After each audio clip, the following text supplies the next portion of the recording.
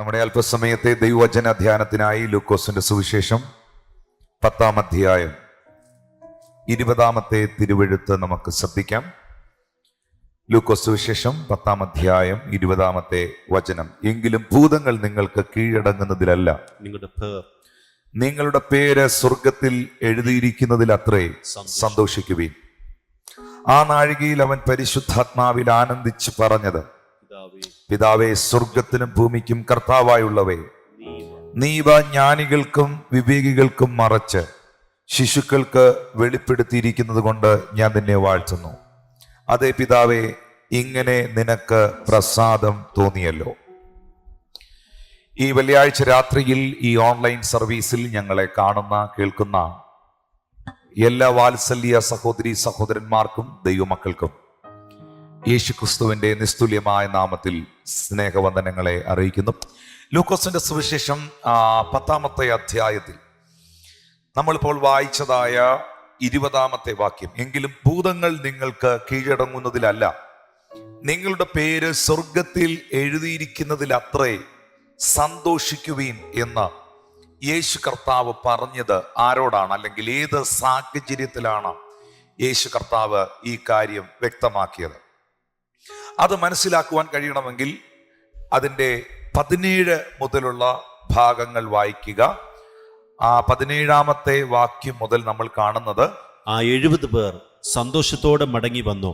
കർത്താവേ, നിന്റെ നാമത്തിൽ ഭൂതങ്ങളും ഞങ്ങൾക്ക് കീഴടങ്ങുന്നു എന്ന് പറഞ്ഞു. അവൻ അവരോട്, സാത്താൻ മിന്നൽ പോലെ ആകാശത്തുനിന്ന് വീഴുന്നത് ഞാൻ കണ്ടു.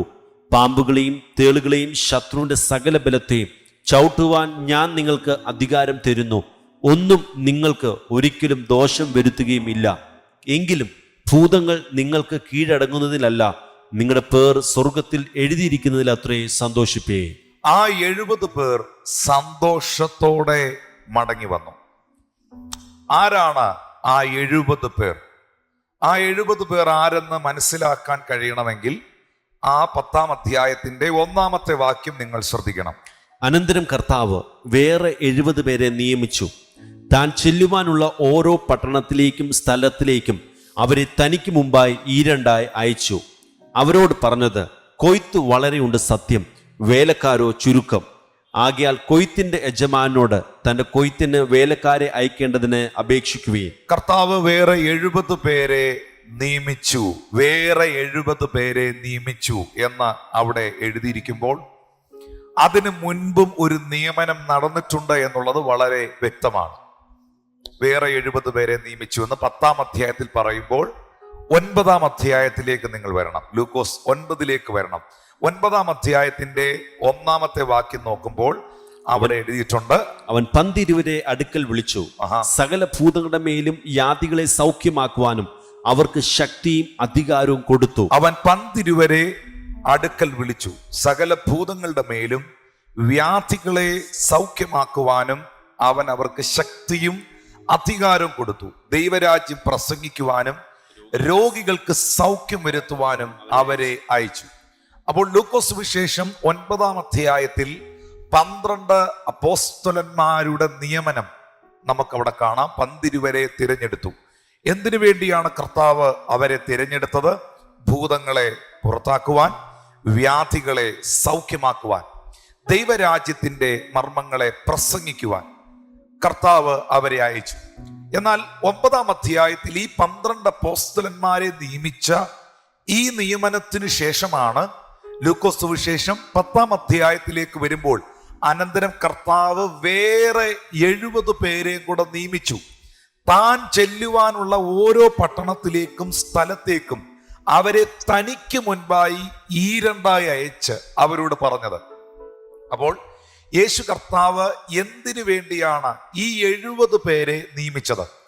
യേശു കർത്താവ് ചെല്ലുവാനുള്ള പോകേണ്ടതായ പട്ടണത്തിൽ തനിക്ക് പകരമായി പോകേണ്ടതിനും തനിക്ക് പകരക്കാരായിട്ട് തനിക്ക് മുൻപായി ഈ 2 പേരെ അയച്ചു.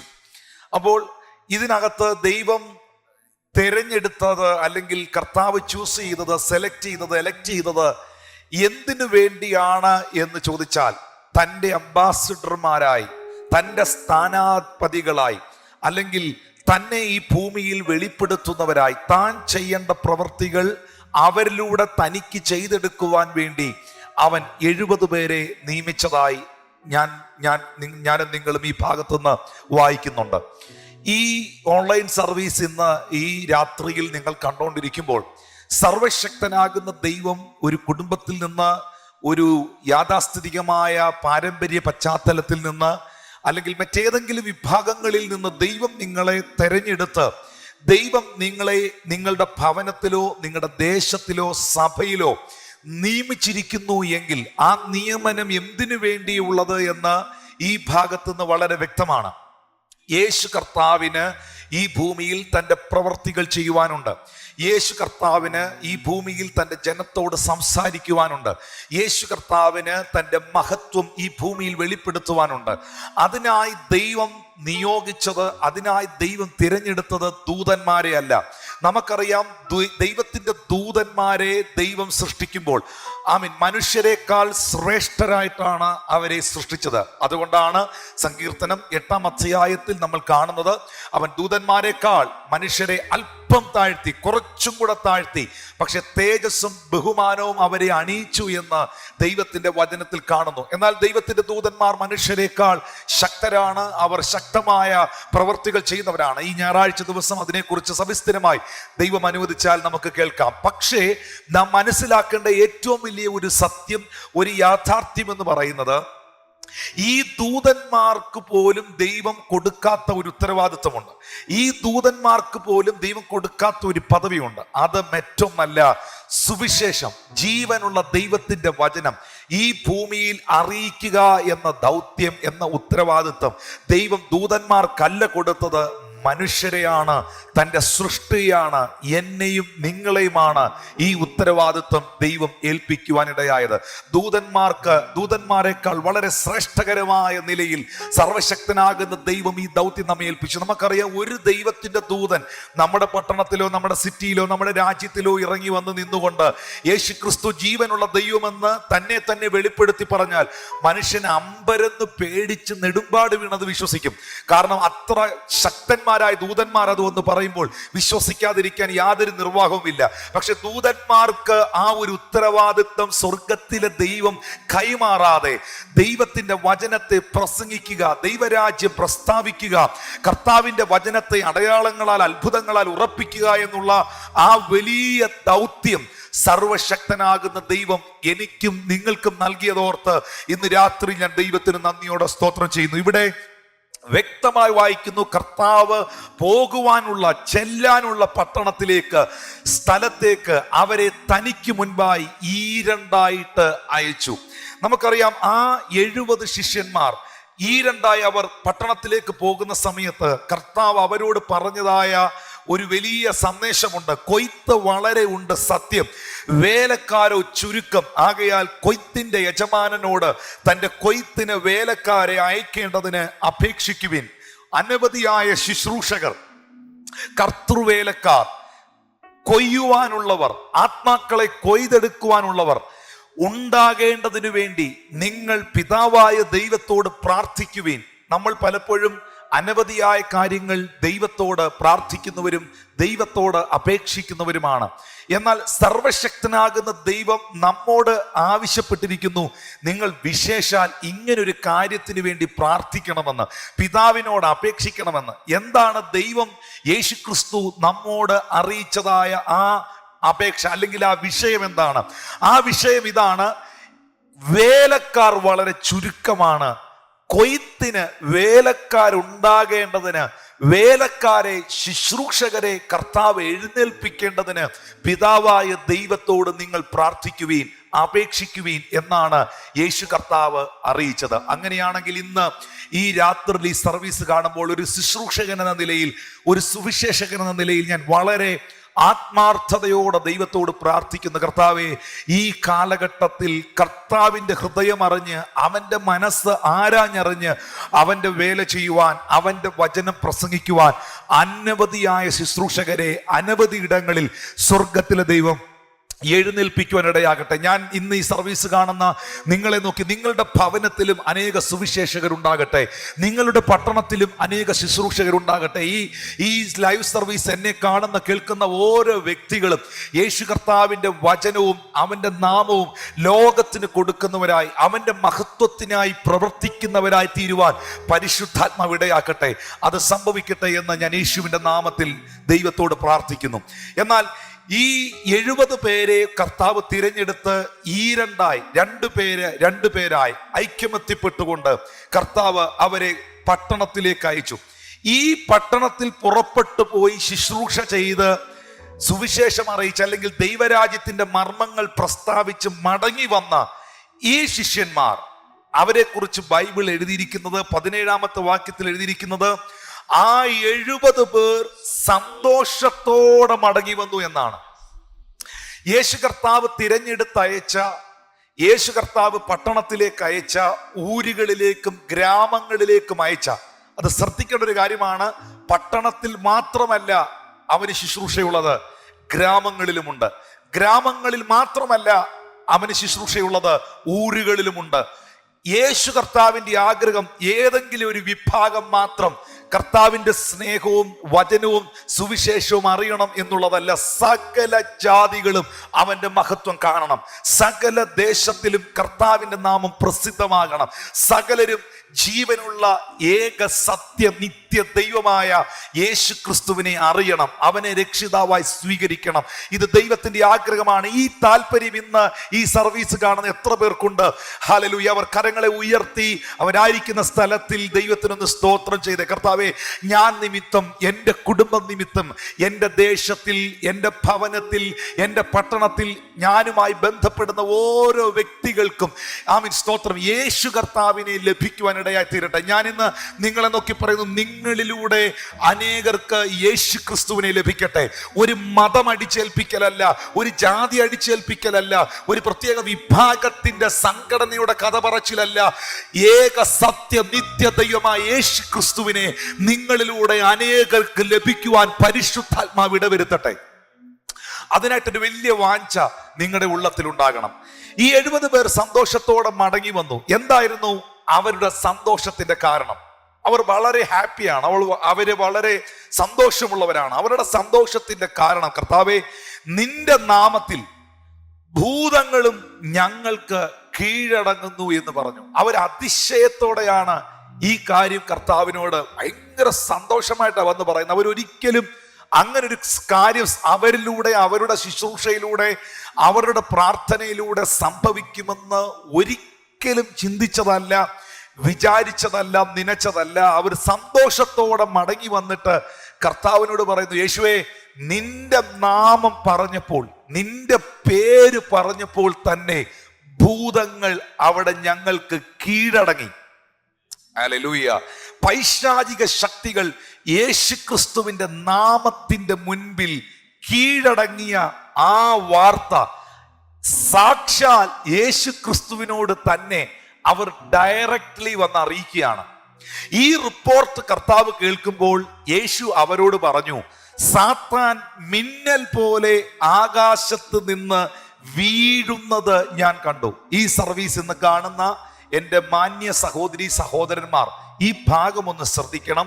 യേശുക്രിസ്തു പറഞ്ഞ വാക്കാണ്, സാത്താൻ വീഴുന്നത്, മിന്നൽ വീഴുന്നത് പോലെ വീഴുന്നത് ഞാൻ കണ്ടു. അങ്ങനെയാണെങ്കിൽ ഒരൊറ്റ വാക്കിൽ ഞാൻ അതിനെ എടുത്തുയർത്തി പറയുന്നു, സാത്താന്റെ വീഴ്ച, പരാജയം യേശു കണ്ടു. സാത്താൻ വീഴുന്നത് യേശു കണ്ടു. സാത്താൻ വീണവനാണെന്ന് യേശു പറഞ്ഞു.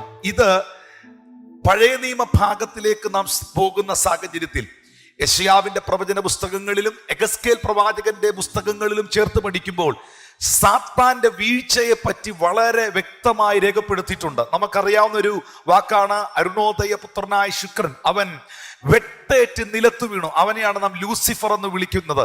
ദൈവത്തിന്റെ സിംഹാസനത്തിന്റെ മുകളിൽ സിംഹാസനം പണിയുമെന്നും ദൈവത്തിന് ലഭിക്കുന്ന ആരാധനയും ബഹുമാനത്തിനും മഹത്വത്തിനും ആമീൻ ഇവനാണ് യോഗ്യനെന്നുമുള്ള മനോഭാവവും ചിന്താഗതിയും അവന്റെ ഉള്ളത്തിൽ വന്നപ്പോൾ സർവശക്തനായ ദൈവം അവന്റെ മനോഭാവത്തെ, മനസ്സിനെ തിരിച്ചറിഞ്ഞ് അവനെ വെട്ടി നിലത്തേക്കിട്ടു. കൃത്യം അവൻ ഭൂമിയിൽ വന്നു പതിച്ചു. ശ്രദ്ധിക്കുക എന്നെ കേൾക്കുന്ന പ്രിയപ്പെട്ട സഹോദരി സഹോദരന്മാരെ, ആ സാത്താൻ വീഴുന്നത് സ്വർഗത്തിൽ ഇരുന്നു കൊണ്ട് സാത്താന്റെ വീഴ്ച കണ്ടവൻ ഭൂമിയിൽ വന്ന് മാനവകുലത്തോട് പറയുന്നു, നിങ്ങൾക്കൊരു സത്യം അറിയാമോ? സാത്താൻ വിജയിച്ചവനല്ല, സാത്താൻ വീണവനാണ്. സാത്താൻ ജയാളിയല്ല, സാത്താൻ പരാജിതനാണ്. ഈ കാര്യം യേശു കർത്താവ് ഇവിടെ വ്യക്തമാക്കുന്നു. എപ്പോഴും ഒരു കാര്യം നമുക്ക് മനസ്സിലാക്കാൻ കഴിയണം, ഒരു മനുഷ്യന്റെ വീഴ്ച വ്യക്തമായി കണ്ട മറ്റൊരു മനുഷ്യന്റെ മുൻപിൽ വീണവൻ തല ഉയർത്തി നിൽക്കില്ല. നിങ്ങൾ ഒരാളുടെ തെറ്റ്, അവന്റെ വീഴ്ച, അവന്റെ ഒരു വലിയ മിസ്റ്റേക്ക് ലൈവായിട്ട് വ്യക്തമായി നിങ്ങൾ കണ്ടുപിടിച്ചെങ്കിൽ ഉറപ്പായിട്ടും നിങ്ങളുടെ മുമ്പിൽ വന്ന് തലപൊക്കി നിൽക്കാൻ ആ വ്യക്തിക്ക് മടിയുണ്ടാകും. ഞാൻ അതിനെപ്പോഴും പറയുന്ന ഒരു ഉദാഹരണമുണ്ട്. 10th +2 പഠിക്കുന്ന ഒരു വിദ്യാർത്ഥി ആ എക്സാമിനേഷനിൽ താൻ പരാജയപ്പെട്ടു, എല്ലാ വിഷയത്തിനും താൻ തോറ്റു എന്നുള്ള റിസൾട്ട് ആ വിദ്യാർത്ഥിക്ക് ലഭിച്ചാൽ ഉറപ്പായിട്ടും കുറച്ച് ദിവസത്തേക്ക് അവൻ വീടിന് പുറത്തിറങ്ങില്ല, അയൽവക്കക്കാരെ ഫേസ് ചെയ്യില്ല, കൂട്ടുകാരെ കാണാൻ തയ്യാറാകില്ല. എന്താ അതിന്റെ കാരണം എന്നറിയാമോ? താൻ പരാജയപ്പെട്ടു, താൻ തോറ്റുപോയി എന്ന കാര്യം തന്റെ മനസ്സിലിരിക്കുന്നു. വിജയിച്ചവരുടെ മുൻപിൽ തോറ്റവർക്ക് നിൽക്കാൻ എല്ലാ കാലത്തും ഒരു നാണക്കേടാണ്, ഒരു വെല്ലായ്മയാണ്. പക്ഷെ അവൻ പരാജയപ്പെട്ട വിവരം, അവൻ തോറ്റ വിവരം, അവൻ +2 തോറ്റു, 10ാം ക്ലാസ്സിൽ തോറ്റു, അല്ലെങ്കിൽ ആ വിഷയത്തിൽ അവൻ പരാജിതനായി എന്നുള്ള വിവരം അറിഞ്ഞിട്ടില്ലാത്ത ഒരാളുടെ മുമ്പിൽ, അത് മനസ്സിലാക്കിയിട്ടില്ലാത്ത ഒരാളുടെ മുമ്പിൽ ജയിച്ചവനെ പോലെ, ഏതാണ്ട് വലിയ പുള്ളിയെ പോലെ പുള്ളി നിൽക്കും. ഇതാണ് കർത്താവ് വ്യക്തമാക്കുന്നത്. സാത്താൻ എൻ്റെ നാമം പറഞ്ഞപ്പോൾ നിങ്ങളുടെ മുമ്പിൽ കീഴടങ്ങിയെങ്കിൽ, നിങ്ങളുടെ മുമ്പിൽ അവൻ തകർന്നു വീണെങ്കിൽ, നിങ്ങൾ മനസ്സിലാക്കേണ്ട ഏറ്റവും വലിയൊരു സത്യം, അവനെ വെട്ടി ഭൂമിയിലേക്ക് എറിഞ്ഞവനാണ് ഞാൻ. എൻ്റെ മുമ്പിൽ നിൽക്കുവാൻ അവന് കഴിയുകയില്ല. അവൻ പരാജിതനാണ്. ഞാൻ സൈന്യങ്ങളുടെ ദൈവമായ യഹോവയാണ്, ഞാൻ സർവശക്തനാണ്. അവന്റെ വീഴ്ച ഞാൻ കണ്ടവനാണ്. ഇന്ന് രാത്രിയിൽ ഈ സർവീസ് കാണുന്ന വാത്സല്യ ദൈവമക്കളെ വീണ്ടും വീണ്ടും ആവർത്തിച്ച് പറയുന്നു, നിങ്ങൾ എന്തോ ഭയങ്കരമായി ഭയപ്പെടുന്ന, നിങ്ങളെ തീർത്തു കളയുമെന്നുള്ള നിലയിൽ പ്രവർത്തിച്ചു കൊണ്ടിരിക്കുന്ന ആ കള്ള പിശാച്, ആ സാത്താൻ വൻ പരാജിതനാണ്. അവൻ പരാജയപ്പെട്ടവനാണ്, അവൻ വീണവനാണ്. അതുകൊണ്ടാണ് താഴേക്ക് വരുമ്പോൾ യേശു കർത്താവ് അവരോട് പറയുന്നത്, പാമ്പുകളെയും തേളുകളെയും ശത്രുവിന്റെ സകല ബലത്തെയും ചവിട്ടുവാൻ ഞാൻ നിങ്ങൾക്ക് അധികാരം തരുന്നു. കാരണം നിനക്ക് ചവിട്ടത്തക്ക നിലയിൽ, അവനെ ചവിട്ടി തേച്ചോണ്ട് പോകത്തക്ക നിലയിൽ ഞാൻ അവനെ തോൽപ്പിച്ചിരിക്കുകയാണ്, അവനെ വീഴ്ത്തിയിരിക്കുകയാണ്. ഇന്ന് രാത്രിയിൽ ക്രിസ്തുയേശുവിൽ ആ ജയം അനുഭവിക്കുന്ന ദൈവമക്കൾക്കായി ഞാൻ ദൈവത്തിന് നന്ദിയോടെ സ്തോത്രം ചെയ്യുന്നു. എന്നാൽ ഈ ഭാഗത്ത് നിന്ന് ആ ക്രിസ്തീയ ജീവിതത്തിന്റെ പ്രാധാന്യതയെ കുറിച്ച് പറയുമ്പോൾ യേശു കർത്താവ് അതിന്റെ 19ാം വാക്യത്തിൽ, പാമ്പുകളെയും തേളുകളെയും ശത്രുവിന്റെ സകല ബലത്തെയും ചവിട്ടുവാൻ ഞാൻ നിങ്ങൾക്ക് അധികാരം തരുന്നു, ഒന്നും ഒരിക്കലും നിങ്ങൾക്ക് ഒരു ദോഷവും വരുത്തത്തില്ല. ഒരു ദോഷവും നിങ്ങൾക്ക് വരുന്നത് കാണാൻ യേശു ആഗ്രഹിക്കുന്നില്ല. എൻ്റെ കുടുംബം തകർന്നു പോകുമോ? എൻ്റെ കുടുംബജീവിതം തകർന്നു പോകുമോ? എൻ്റെ ജീവിതത്തിൽ പ്രതിസന്ധികൾ ഉണ്ടാകുമോ? ഞാൻ എങ്ങനെ നാളെ ജീവിക്കും? എങ്ങനെ മുൻപോട്ട് പോകും? എങ്ങനെ ആ സാഹചര്യത്തെ ഞാൻ ഫേസ് ചെയ്യും? അല്ലെങ്കിൽ എൻ്റെ കുഞ്ഞുങ്ങളുടെ കാര്യം, കുടുംബത്തിന്റെ കാര്യം, ആരോഗ്യപരമായ വിഷയം, സാമ്പത്തികപരമായ വിഷയം, എന്ത് തന്നെയാണെങ്കിലും ഇന്ന് രാത്രിയിൽ പൈശാചിക മണ്ഡലത്തിന്റെ അറ്റാക്കുകൾ നിമിത്തം, സാത്താന്യ മേഖലകൾ നിന്റെ സമാധാനത്തെ നഷ്ടപ്പെടുത്തുവാൻ പ്രവർത്തിക്കുന്ന ഒരു മേഖലയിൽ ഇന്ന് അസ്വസ്ഥമായിരിക്കുന്ന ആരോടോ കർത്താവിന്റെ ആത്മാവ് വ്യക്തമായി പറയുന്നു, പിശാച് വീണവനാണ്, അവന്റെ വീഴ്ച യേശു കണ്ടതാണ്.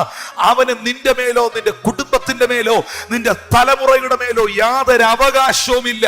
ഒരു ദോഷവും നിനക്ക് വരാതെ, നിങ്ങളുടെ കുടുംബത്തിന് വരാതെ, നിങ്ങളെ സംരക്ഷിപ്പാൻ കഴിവുള്ള ഒരു കർത്താവ് ഇന്ന് നിങ്ങൾക്ക് വേണ്ടി ജീവിക്കുന്നു. ഹല്ലേലൂയ. ഒരിക്കലും ഒരു ദോഷവും വരുത്തുകയില്ല. ഈ വാക്ക് വേദപുസ്തകത്തിൽ മറ്റ് പല സ്ഥലങ്ങളിലും നമ്മൾ കാണുന്നുണ്ട് പ്രിയപ്പെട്ടവരെ. 121-ാമത്തെ സങ്കീർത്തനത്തിൽ നമ്മൾ കാണുന്നുണ്ട്, ഞാൻ എൻ്റെ കണ്ണ് പർവ്വതങ്ങളിലേക്ക് ഉയർത്തുന്നു, എൻ്റെ സഹായം എവിടെ നിന്ന് വരും? എൻ്റെ സഹായം ആകാശത്തെയും ഭൂമിയെയും ഉണ്ടാക്കിയ യഹോവയെങ്കിൽ നിന്ന് വരുന്നു. എൻ്റെ കാൽ വഴുതാൻ അവനെ അനുവദിക്കുകയില്ല. നിന്നെ കാക്കുന്നവൻ മയങ്ങില്ല, അവൻ ഉറങ്ങില്ല. ഇസ്രായേലിന്റെ പരിപാലകൻ മയങ്ങുകയില്ല, ഉറങ്ങുകയില്ല. യഹോവ നിന്റെ പരിപാലകൻ, യഹോവ നിന്റെ വലത്തുഭാഗത്ത് തണൽ. പകൽ സൂര്യനെങ്കിലും രാത്രി ചന്ദ്രനെങ്കിലും നിന്നെ ബാധിക്കുകയില്ല. യഹോവ ഒരു ദോഷവും തട്ടാതെ വണ്ണം നിന്നെ പരിപാലിക്കും. എത്ര പേര് അതിനൊരു ആമീൻ പറയാനുണ്ട്? യഹോവ ഒരു ദോഷവും തട്ടാതെ വണ്ണം നിന്നെ പരിപാലിക്കും. അവൻ നിന്റെ പ്രാണനെ പരിപാലിക്കും. ഇന്ന് ഈ രാത്രിയിൽ ഏതൊക്കെയോ വിഷയങ്ങളുടെ നടുവിൽ ഭയത്തോടെ, ആകുലതയോടെ, ആശങ്കയോടെ, ഭാരത്തോടെ എന്നെ കേൾക്കുന്ന ചില വ്യക്തികളോട് ഈ വചനഭാഗത്തിൽ നിന്ന് ദൈവം അറിയിക്കുന്നു, ഒരു ദോഷവും നിനക്ക് വരാതെ നിങ്ങളെ സംരക്ഷിക്കുന്ന ഒരു നല്ല കർത്താവ് ജീവിക്കുന്നു. ഹല്ലേലൂയ. എന്നാൽ 21-ാമത്തെ വാക്യത്തിൽ ബൈബിൾ വ്യക്തമായി പറയുന്നു, ആ നാഴികയിൽ 20-21 വാക്യം, എങ്കിലും ഭൂതങ്ങൾ നിങ്ങൾക്ക് കീഴടങ്ങുന്നതിലല്ല, നിങ്ങളുടെ പേര് സ്വർഗത്തിൽ എഴുതിയിരിക്കുന്നതിലത്രേ സന്തോഷിക്കുവിൻ. ആ നാഴികയിൽ അവൻ പരിശുദ്ധാത്മാവിൽ ആനന്ദിച്ച് പറഞ്ഞത്, പിതാവേ, സ്വർഗത്തിനും ഭൂമിക്കും കർത്താവായുള്ളവേ, നീ ഇവ ജ്ഞാനികൾക്കും വിവേകികൾക്കും മറച്ച് ശിശുക്കൾക്ക് വെളിപ്പെടുത്തിയിരിക്കുന്നത് കൊണ്ട് ഞാൻ നിന്നെ വാഴ്ത്തുന്നു. അതേ പിതാവേ, ഇങ്ങനെ നിനക്ക് പ്രസാദം തോന്നിയല്ലോ. അപ്പോൾ എങ്കിലും ഭൂതങ്ങൾ നിങ്ങൾക്ക് കീഴടങ്ങുന്നതിലല്ല. ഹല്ലേലൂയ. ഒരു വലിയ സംഭവമാണ് അവിടെ സംഭവിച്ചത്. ഇവർ ആ പട്ടണത്തിൽ, ഗ്രാമത്തിൽ, ഊരുകളിൽ ചെന്ന് യേശുക്രിസ്തുവിന്റെ നാമത്തിൽ പ്രാർത്ഥിക്കുകയോ പ്രസംഗിക്കുകയോ ഒക്കെ ചെയ്തപ്പോൾ ആ നാമത്തിന്റെ മുൻപിൽ ഭൂതങ്ങൾ അവർക്ക് കീഴടങ്ങി. അത്ഭുതകരമായ വിടുതലുകൾ, സൗഖ്യങ്ങൾ, മിറക്കിളുകൾ അവരുടെ കൺമുൻപിൽ സംഭവിച്ചു. അത് അവരെ വല്ലാതെ ആശ്ചര്യപ്പെടുത്തി. അവർ വളരെ സാറ്റിസ്ഫൈഡ് ആയിട്ടാണ്, തൃപ്തിയോടെയാണ്, സന്തോഷത്തോടെയാണ് അവർ തിരിച്ചു വരുന്നത്. അതുകൊണ്ടാണ് അവർ സന്തോഷത്തോടെ മടങ്ങി വന്നു എന്ന വാക്ക് 17-ാമത്തെ വാക്യത്തിൽ എഴുതിയിരിക്കുന്നത്. പക്ഷേ കർത്താവ് അവരോട് പറയുന്നു, എങ്കിലും ഭൂതങ്ങൾ നിങ്ങൾക്ക് കീഴടങ്ങുന്നതിലല്ല, നിങ്ങളുടെ പേര് സ്വർഗത്തിൽ എഴുതിയിരിക്കുന്നതിലത്രേ നിങ്ങൾ സന്തോഷിക്കുവീൻ. ഈ ഒരൊറ്റ ഭാഗത്തിൽ, വാക്യത്തിനകത്ത് ക്രിസ്തീയ ജീവിതത്തിന്റെ പ്രാധാന്യത എന്ത് എന്നുള്ള വിഷയമുണ്ട്. What is A priority? എന്തിനാണ് സ്വർഗത്തിലെ ദൈവം പ്രാധാന്യത കൽപ്പിക്കുന്നത് എന്നത് ഇതിൽ നിന്ന് മനസ്സിലാക്കാൻ കഴിയും. നമുക്കറിയാം, നമ്മുടെയൊക്കെ ജീവിതത്തിൽ ആവശ്യങ്ങളുണ്ട്, അത്യാവശ്യങ്ങളുണ്ട്, നീഡുകളുണ്ട്, ഇമ്പോർട്ടന്റ് നീഡുകളുണ്ട്, അല്ലേ? നമ്മുടെ ജീവിതത്തിൽ ആവശ്യമുള്ള കാര്യങ്ങളും അത്യാവശ്യമുള്ള കാര്യമുണ്ട്. വളരെ അത്യാവശ്യമുള്ള കാര്യമാണ് വായു, ജലം, വെളിച്ചം, വസ്ത്രം, ഒരു പാർപ്പിടം. ഇതൊക്കെ വളരെ അത്യാവശ്യമുള്ള കാര്യമാണ്. Praise God. എല്ലാ ദിവസവും വിഭവസമൃദ്ധമായ ആഹാരം ഉണ്ടാകണമെന്നുള്ളത് വലിയ അത്യാവശ്യമുള്ള കാര്യമല്ല. നമുക്ക് കഴിക്കാൻ ദൈവം തരുന്നത് മതി. എല്ലാ ദിവസവും ഇന്ന ഫുഡ് തന്നെ വേണമെന്നുള്ളത് അത്യാവശ്യമുള്ള കാര്യമൊന്നുമല്ല. ഹല്ലേലൂയ. പക്ഷെ ജലം വളരെ അത്യാവശ്യമാണ്, വായു വളരെ അത്യാവശ്യമാണ്, വെളിച്ചം വളരെ അത്യാവശ്യമാണ്, വസ്ത്രം അത്യാവശ്യമാണ്, പാർപ്പിടം അത്യാവശ്യമാണ്. ഇതുപോലെ തന്നെ ക്രിസ്തീയ ജീവിതത്തിലും ദൈവവചനത്തിനകത്തും ആവശ്യങ്ങളും അത്യാവശ്യങ്ങളുമുണ്ട്. വളരെ അത്യാവശ്യമായി നിങ്ങൾ അറിഞ്ഞിരിക്കേണ്ട സത്യങ്ങളുമുണ്ട്, നിങ്ങൾ മനസ്സിലാക്കിയിരിക്കേണ്ട ചില കാര്യങ്ങളുമുണ്ട്. ഹല്ലേലൂയ. ഇമ്പോർട്ടൻസ് കൊടുക്കേണ്ടതുമുണ്ട്, വെരി വെരി ഇമ്പോർട്ടൻസ്, ഒത്തിരി പ്രാധാന്യത കൊടുക്കേണ്ട വിഷയമുണ്ട്. യേശു കർത്താവ് ഇവിടെ പറഞ്ഞതിനകത്ത് ഇത് വ്യക്തമാണ്. ഭൂതങ്ങൾ കീഴടങ്ങേണ്ടത് ആവശ്യമാണ്, രോഗി സൗഖ്യമാകേണ്ടത് ആവശ്യമാണ്. പക്ഷേ സ്വർഗത്തിൽ നിങ്ങളുടെ പേര് എഴുതേണ്ടത് അത്യാവശ്യമാണ്. Praise God. ഭൂതങ്ങൾ കീഴടങ്ങേണ്ടത് ആവശ്യമുള്ള കാര്യമാണ്, രോഗി സൗഖ്യമാകേണ്ടത് ആവശ്യമുള്ള കാര്യമാണ്. പക്ഷേ അതിനേക്കാളും വളരെ ഇമ്പോർട്ടന്റ്, പ്രയോറിറ്റി, ഏറ്റവും ഇമ്പോർട്ടന്റ് ആയിട്ടുള്ള കാര്യം നിങ്ങളുടെ പേര് ജീവപുസ്തകത്തിൽ എഴുതപ്പെടുക, അല്ലെങ്കിൽ നിത്യതയ്ക്ക് നിങ്ങൾ അവകാശികളാകുക എന്നുള്ള സത്യമാണ്. എന്നാൽ ഇന്നത്തെ കാലഘട്ടത്തിൽ നാം കാണുന്നതായ ഒരു കാര്യം, നമ്മൾ പറയത്തില്ലേ, ഒന്നെങ്കിൽ അങ്ങേയറ്റം അല്ലെങ്കിൽ ഇങ്ങേയറ്റം. ഒന്നെങ്കിൽ ചില കാര്യത്തിന് മാത്രം പ്രാധാന്യത കൊടുക്കുന്നു, ചില കാര്യങ്ങൾക്ക് പ്രാധാന്യത കൊടുക്കുന്നില്ല. ഒരു ഉദാഹരണം പറഞ്ഞാൽ, രോഗികൾ സൗഖ്യമാകുന്നതിലൊന്നും അല്ല കാര്യം. ഭൂതം പോകുന്നതിലൊന്നും അല്ല കാര്യം, വിടുതൽ നടക്കുന്നതിലൊന്നും അല്ല കാര്യം, സ്വർഗത്തിൽ പോകുന്നതിലാ കാര്യം. ശ്രദ്ധിക്കണം. ഒരു പക്ഷെ ഏത് ആശയത്തിൽ അത് പറയുന്നതെന്ന് എനിക്ക് അറിയത്തില്ല. രോഗി സൗഖ്യമാകേണ്ടത് ആവശ്യമാണ്, സ്വർഗത്തിൽ പോകേണ്ടത് അത്യാവശ്യമാണ്. ഭൂതം പോകേണ്ടത് ആവശ്യമാണ്, ജീവന്റെ പുസ്തകത്തിൽ പേരെഴുതി കാണേണ്ടത് അത്യാവശ്യമാണ്. അതാണ് നിലനിൽക്കുന്നത്, അതാണ് ഇമ്പോർട്ടന്റ്. ജീവന്റെ പുസ്തകത്തിൽ പേര് മതി, ഭൂതം പോകണ്ട. സ്വർഗത്തിൽ പോയാൽ മതി, രോഗി സൗഖ്യമാകണ്ട. അങ്ങനെ ഒരിക്കലും കർത്താവ് പറഞ്ഞിട്ടില്ല. യേശുക്രിസ്തു ഈ ഭൂമിയിൽ വന്നപ്പോൾ അവൻ ബദ്ധന്മാർക്ക് വിടുതലും കുരുടന്മാർക്ക് കാഴ്ചയും പീഡിതർക്ക് അവൻ സ്വാതന്ത്ര്യം കൊടുത്തു. എന്റെ ചിന്തയിൽ പ്രസംഗം വളരെ കുറവും പ്രവൃത്തി വളരെ കൂടുതലുമായിരുന്നു. ഓരോ ദിവസവും, ഓരോ സായങ്കാലവും, ഓരോ പ്രഭാതത്തിലും അനവധിയായ രോഗികൾ അവനിലൂടെ സൗഖ്യം പ്രാപിക്കുവാനിടയായി. സന്ധ്യയാകുമ്പോൾ നാനാവ്യാധിക്കാരെ കർത്താവിന്റെ അടുക്കൽ കൊണ്ടുവരുമായിരുന്നു. അന്ധന്മാർക്ക് അവൻ കാഴ്ച കൊടുത്തു, ചെകിടന്മാരുടെ ചെവി അവൻ തുറന്നു, ഊമർക്ക് സംസാരിക്കുവാനുള്ള സ്വാധീനം കൽപ്പിച്ചു, മുടന്തന്മാർക്ക് കാലിന് സൗഖ്യം കൊടുത്തു, കുഷ്ഠരോഗികളെ അവൻ ശുദ്ധമാക്കി, മരിച്ചവരെ അവൻ ഉയർപ്പിച്ചു, ഭൂതങ്ങളെ അവൻ പുറത്താക്കി, ഗദരദേശത്തെ ഭൂതഗ്രസ്തനെ പോലുള്ള ഭൂതഗ്രസ്തന്മാരെ സുവിശേഷകനാക്കി മാറ്റി. അങ്ങനെ നോക്കുമ്പോൾ മാനുഷിക ബുദ്ധിക്ക് ചിന്തിക്കാൻ പറ്റാത്ത നിലയിൽ പിടിയും കിട്ടാത്ത അത്യത്ഭുതകരമായ ശുശ്രൂഷകൾ യേശുവിലൂടെ വെളിപ്പെട്ടിട്ടുണ്ട്. വെളിപ്പെടുക മാത്രമല്ല കർത്താവ് ചെയ്തത്. യേശുക്രിസ്തു പറഞ്ഞു, നിങ്ങൾ ഭൂലോകത്തിലൊക്കെയും പോയി. ശിഷ്യന്മാരോട് പറഞ്ഞു, ഞാൻ അത് ഊതറ്റെടുക്കുന്നു. എന്നോട് എൻ്റെ കർത്താവ് വചനത്തിലൂടെ പറഞ്ഞു, നിങ്ങൾ ഭൂലോകത്തിലൊക്കെയും പോയി സകല സൃഷ്ടികളോടും സുവിശേഷം പ്രസംഗിക്കുവിൻ. വിശ്വസിക്കുന്നവരാൽ ഈ അടയാളങ്ങൾ നടക്കും. നിങ്ങൾ രോഗികളുടെ മേൽ കൈവെക്കുമ്പോൾ അവർക്ക് സൗഖ്യം വരും. നിങ്ങൾ പുതുഭാഷയിൽ സംസാരിക്കും. മരണകരമായ യാതൊന്നും കുടിച്ചാലും നിങ്ങൾക്ക് ഹാനി വരികയില്ല. നിങ്ങൾ സർപ്പങ്ങളെ പിടിച്ചെടുക്കും. യേശു കർത്താവ് ഊരുകളിലേക്ക് അയക്കുമ്പോൾ നമ്മളിപ്പോൾ വായിച്ച ഈ ലൂക്കോസ് സുവിശേഷം 10-ാം അധ്യായത്തിലും അത് വ്യക്തമായിട്ട് എഴുതിയിട്ടുണ്ട്. 10-ാം അധ്യായത്തിന്റെ സ്തോത്രം, അതിന്റെ ഹല്ലേലൂയ 5-ാമത്തെ വാക്യത്തിൽ പറയുന്നു, നിങ്ങൾ ഏതെങ്കിലും വീട്ടിൽ ചെന്നാൽ ഈ വീടിന് സമാധാനം എന്ന് പറവിൻ. അവിടെ ഒരു സമാധാന പുത്രൻ ഉണ്ടെങ്കിലോ ആ സമാധാനം അവന്റെ മേൽ വരും. ഇല്ലെന്ന് വരികിലോ നിങ്ങളുടെ മേൽ മടങ്ങിപ്പോരും. ഹല്ലേലൂയ. നിങ്ങളൊരു വീട്ടിൽ ചെല്ലുമ്പോൾ യേശു കർത്താവ് പറഞ്ഞത് ആ വീട്ടിന് സമാധാനം, ശലോം എന്ന് പറയാനാണ് പറഞ്ഞത്. അല്ലാതെ ആ വീട്ടിൽ എന്തോ ഭയങ്കര കുഴപ്പമുണ്ടാകാൻ പോവാണ്, ആ വീട്ടിൽ വലിയ പ്രശ്നമാണ്, അവിടെ എന്തോ ആഭിചാരം ഇരിപ്പുണ്ട്, മന്ത്രവാദമുണ്ട്, ഇതൊന്നും പറയാനല്ല യേശു കർത്താവ് പറഞ്ഞത്. നിങ്ങളൊരു വീട്ടിൽ ചെല്ലുമ്പോൾ ആ വീടിന് സമാധാനം എന്ന് പറവീൻ. ഹല്ലേലൂയ. കാരണം യേശു കർത്താവ് ഈ ലോകത്തിലേക്ക് വന്നത് സമാധാനത്തിന്റെ ദൈവമായിട്ടാണ്. അവൻ സമാധാനത്തിന്റെ പ്രഭുവാണ്. ഇന്ന് ഈ പ്രോഗ്രാം കാണുന്ന, ഈ ലൈവ് സർവീസ് കാണുന്ന നിങ്ങളുടെ വീട്ടിൽ സ്വർഗത്തിലെ ദൈവം ഒരു വലിയ സമാധാനത്തെ അയക്കട്ടെ എന്ന് യേശുവിന്റെ നാമത്തിൽ ഞാൻ പ്രാർത്ഥിക്കുന്നു. ഹല്ലേലൂയ. നിങ്ങളൊരു വീട്ടിൽ ചെല്ലുമ്പോൾ അതിന് സമാധാനം എന്ന് നിങ്ങൾ പറവീൻ.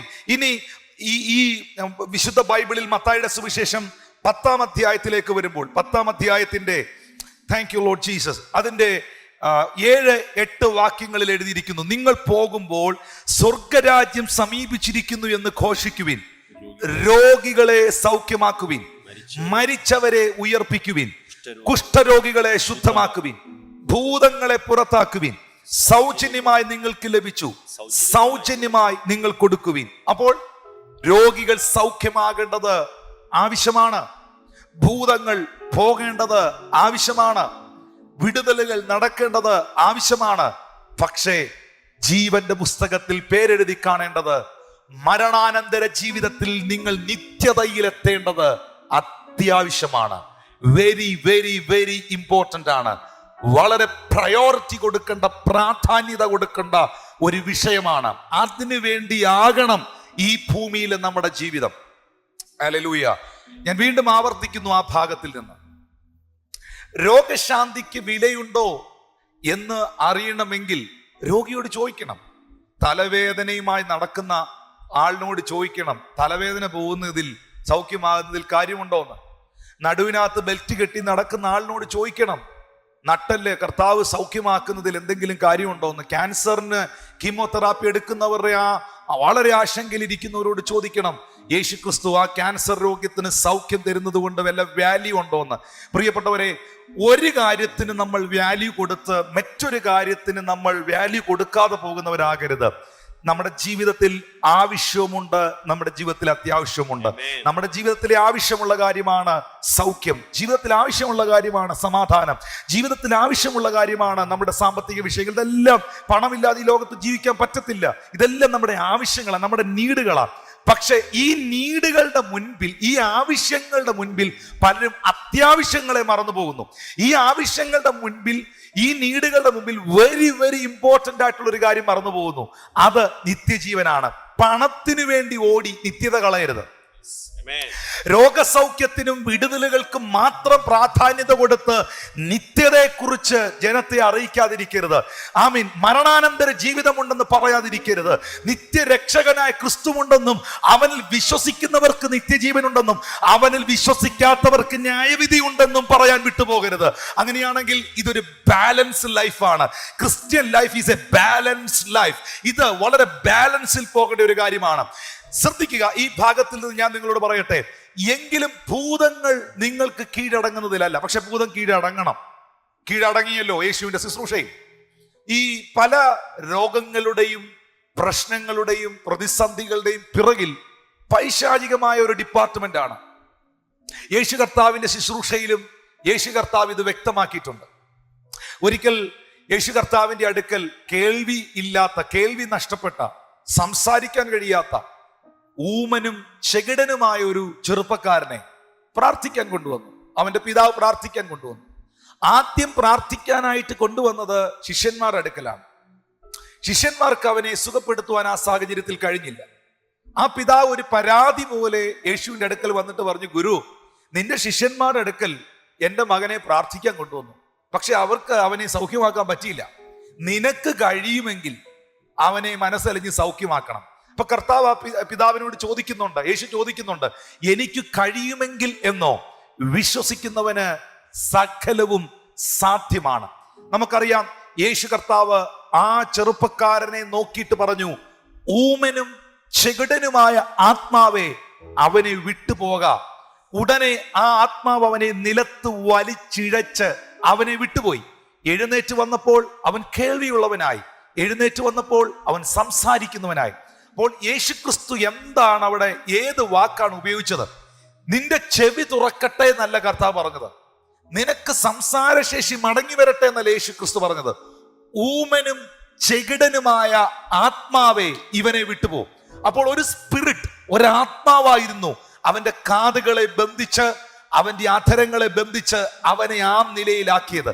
യേശു കർത്താവ് ആ സ്പിരിറ്റിനെ പുറത്താക്കി കഴിഞ്ഞപ്പോൾ അവന് കേൾക്കാൻ പറ്റി, അവന് സംസാരിക്കാൻ പറ്റി. അപ്പോൾ അവന്റെ രോഗത്തിന്റെ പിറകിൽ വ്യാപരിച്ച ഒരു അശുദ്ധാത്മാവുണ്ട്. 18 വർഷം ഒട്ടും നിവരുവാൻ കഴിയാത്ത ഒരു കൂനയായ സ്ത്രീയെ ഇതേ ലൂക്കോസ് സുവിശേഷം 13-ാം അധ്യായത്തിൽ യേശു കർത്താവ് ഒരു ദേവാലയത്തിൽ വെച്ച് കണ്ടു.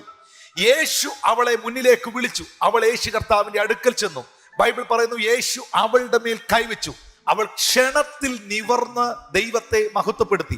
പള്ളിയിലുള്ളവർക്കൊക്കെ ഭയങ്കര ദേഷ്യമായി. പരീശന്മാരെല്ലാം ചാടി എഴുന്നേറ്റു. അവർ പറഞ്ഞു, ശബത്തിൽ ഇങ്ങനെ സൗഖ്യമാക്കുന്നത് വിഹിതമല്ല. യേശുക്രിസ്തു പറഞ്ഞു, സാത്താൻ 18 വർഷമായി ബന്ധിച്ചിരുന്ന അബ്രഹാമിന്റെ മകളായി ഇവളെ ശബത്ത് നാളിൽ ഈ ബന്ധനം അഴിച്ചുവിടേണ്ടതല്ലേ? ജിജിപ്പാശ്രയ ഭാഗം എടുത്തെങ്കിൽ ദയവായിട്ടൊന്ന് വായിക്കുക. ലൂക്കോസ് സുവിശേഷം 13-ാമത്തെ അധ്യായത്തിൽ നിന്ന് ആ ഭാഗം ഒന്ന് വായിക്കാം. 11-12 വാക്യം. യേശു അവിടെ 18 സംവത്സരമായി ഒരു രോഗാത്മാവ് ബാധിച്ചിട്ട്, അവിടെ എന്നാ എഴുതിയിരിക്കുന്ന? 18 സംവത്സരമായി ഒരു രോഗാത്മാവ് ബാധിച്ചിട്ട്, സ്പിരിറ്റ് ഓഫ് ഇൻഫർമിറ്റി, ഒരു രോഗാത്മാവ് ബാധിച്ചിട്ട് ഒട്ടും നിവരുവാൻ കഴിയാത്ത കൂനയായ ഒരു സ്ത്രീ ഉണ്ടായിരുന്നു. അപ്പോ അവളുടെ കൂനിന്റെ കാരണം ഡിസ്കിന്റെ കംപ്ലൈന്റ് അല്ല, ഡിസ്ക് പ്രോബ്ലം അല്ല, ഒരു രോഗാത്മാവ് അവളെ ബാധിച്ചിട്ട്. ഇത് സ്കാനിങ്ങിൽ തെളിയത്തില്ല, ഇത് MRIയിൽ തെളിയത്തില്ല, ഇത് CT സ്കാനിൽ തെളിയത്തില്ല. ഹല്ലേലൂയ. ഒരു രോഗാത്മാവ് ബാധിച്ചിട്ട് ഒട്ടും നിവരുവാൻ കഴിയാതെ കൂനയായ ഒരു സ്ത്രീ ഉണ്ടായിരുന്നു. യേശു എന്തു ചെയ്തു? യേശു അവളെ കണ്ട് അടുക്കൽ വിളിച്ചു. സ്ത്രീയെ, നിന്റെ രോഗബന്ധനം അഴിഞ്ഞിരിക്കുന്നു എന്ന് പറഞ്ഞ് അവളുടെ മേൽ കൈവച്ചു. അപ്പോൾ അവളുടെ രോഗം പ്രകൃതിയിൽ ഉണ്ടായ മാറ്റങ്ങൾ നിമിത്തം വന്നൊരു രോഗമല്ല. അവളുടെ രോഗം എവിടെയോ പോയി മറിഞ്ഞു വീണ് ഉണ്ടായ ഒരു രോഗമല്ല, ഒരു ബുദ്ധിമുട്ടല്ല, അസ്ഥികൾ ഒടിഞ്ഞതല്ല. അവളുടെ രോഗം ഒരു ബന്ധനമായിരുന്നു. അതുകൊണ്ടാണ് യേശുക്രിസ്തു അവളോട് പറഞ്ഞത്, സ്ത്രീയെ, നിന്റെ രോഗബന്ധനം അഴിഞ്ഞിരിക്കുന്നു. Praise God. ഇന്ന് ഈ സർവീസ് നിങ്ങൾ കേട്ടോണ്ടിരിക്കുമ്പോൾ ഇതിന്റെ പ്രാധാന്യത നിങ്ങൾ മനസ്സിലാക്കുന്നുണ്ടെന്നാണ് എൻ്റെ വിശ്വാസം. വിശുദ്ധ ബൈബിളിൽ യേശുക്രിസ്തു ഈ ഭൂമിയിൽ വന്നത് എന്തിന് എന്നുള്ള വിഷയത്തോടുള്ള ബന്ധത്തിൽ അനവധിയായ വെളിപ്പാടുകൾ നമ്മൾ പ്രസംഗിച്ചിട്ടുണ്ട്, നമ്മൾ കേട്ടിട്ടുണ്ട്. യേശുക്രിസ്തു നമുക്ക് നിത്യജീവൻ തരുന്നു. യേശുക്രിസ്തു നമ്മുടെ പാപങ്ങളെ വിമോചിപ്പിക്കുന്നു. യേശുക്രിസ്തു നമ്മുടെ ശാപങ്ങളെ അനുഗ്രഹമാക്കുന്നു. യേശുക്രിസ്തു പിതാവുമായിട്ട് നമ്മളെ കണക്ട് ചെയ്യുന്നു. യേശുക്രിസ്തുവാണ് വഴി, യേശുക്രിസ്തുവാണ് സത്യം, യേശുക്രിസ്തുവാണ് ജീവൻ. യേശുക്രിസ്തുവിന്റെ നാമത്തിലാണ് പ്രാർത്ഥിക്കേണ്ടത്. യേശുക്രിസ്തുവാണ് ഏക മധ്യസ്ഥൻ. ഇങ്ങനെ അനവധിയായ വെളിപ്പാടുകൾ യേശുക്രിസ്തുവിനെ കുറിച്ചുണ്ട്. യേശുക്രിസ്തുവാണ് ഏക സത്യ നിത്യ ദൈവം. Praise God. അവനാണ് പുനരുത്ഥാനവും ജീവനും. എന്നാൽ മറ്റൊരു കാര്യം യോഹന്നാൻ തന്റെ ലേഖനത്തിൽ വ്യക്തമാക്കുന്നു. പിശാചിന്റെ പ്രവൃത്തികളെ അഴിപ്പാൻ തന്നെ ദൈവപുത്രൻ പ്രത്യക്ഷനായി. അഴിക്കണമെങ്കിൽ കെട്ടണം, കെട്ടാത്തതിനെ അഴിക്കാൻ പറ്റില്ല. വർഷങ്ങളായി, മാസങ്ങളായി സാത്താന്യ കൂട്ടം, സാമ്രാജ്യം ബന്ധിച്ച ബന്ധനത്തെ ഒറ്റ സെക്കൻഡ് കൊണ്ട് അഴിപ്പാൻ കഴിവുള്ളവൻ ആരെന്ന് ചോദിച്ചാൽ ഒരേ ഒരു നാമമേ ഈ ലോകത്തിലുള്ളൂ. അത് യേശു ക്രിസ്തു എന്ന ഏക സത്യനാമമാണ്. അതുകൊണ്ടാണ് തിരുവെഴുത്തിൽ എഴുതിയിരിക്കുന്നത്, അവന്റെ നാമത്തിങ്കിൽ സ്വർലോകരുടെയും ഭൂലോകരുടെയും അധോലോകരുടെയും സകല മുഴങ്കാലും മടങ്ങും.